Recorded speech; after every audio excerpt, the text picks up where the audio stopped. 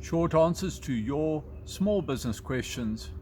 And good day, my name is Rick Ed. The tricky question today is, how do I get people to buy my business's products and services?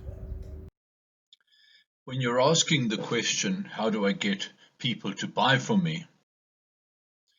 We must first consider this question. How do you know that people want what you are selling? If people are already buying from you and you only want to sell more, that's great. Go to the video clip called How Do I Get More Sales? But if people are not buying from you, you need to consider this hard truth.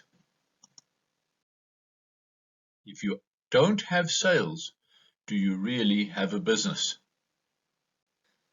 CBI analyzed 101 startup businesses that failed and established that by far the majority of them failed for one reason. Those businesses failed because they were not satisfying a market need.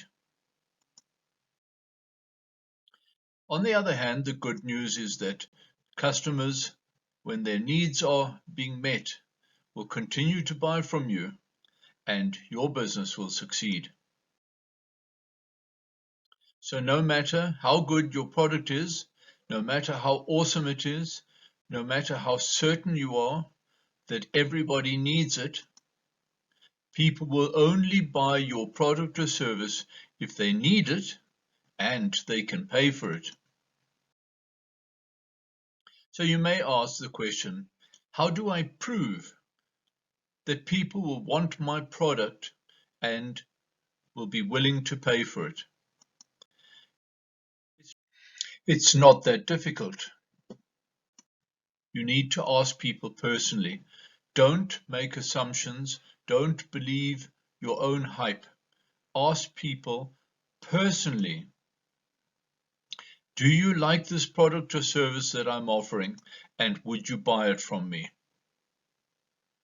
If they are happy with it, then you have a market that needs to be persuaded to shell out their cash for your product.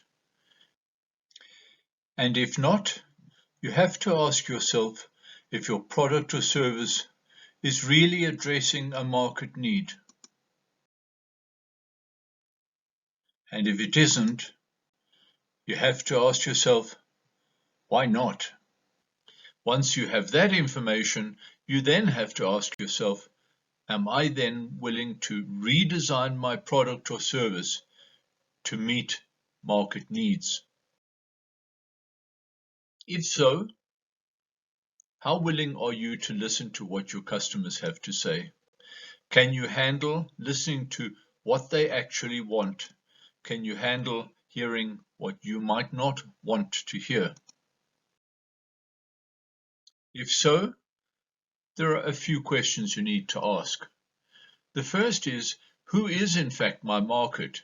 Who is it that has this need? And what is their need? What are their pain points? And how can my product or service satisfy their needs? How can it fix their pain points?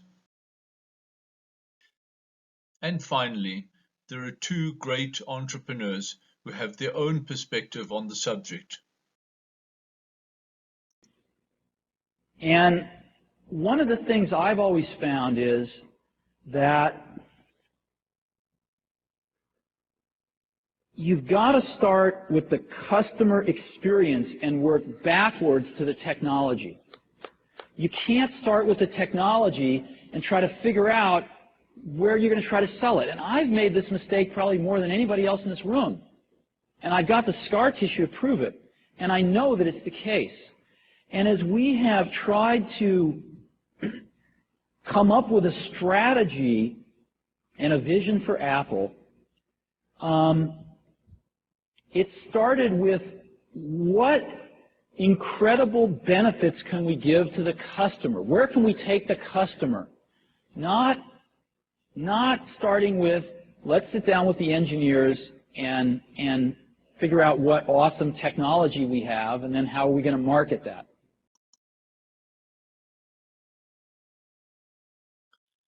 So that's the secret. What incredible benefits can we give the customer to improve their experience of our product? Not how awesome is our tech and you better buy it. The other person, of course, is Henry Ford, and he argued that customers don't really know what they want. If he was to ask them what they really wanted, they would have told him a faster horse.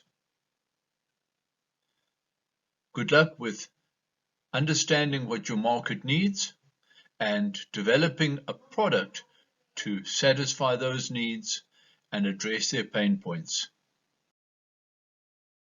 I hope you found this presentation useful. Your business will benefit from it, and if so, please share it with other people. If you're interested in a short course on the subject that is of interest to small business owners and entrepreneurs, please visit DoBetter.Business. Thank you for attending the presentation, and I wish you a very successful business. Goodbye.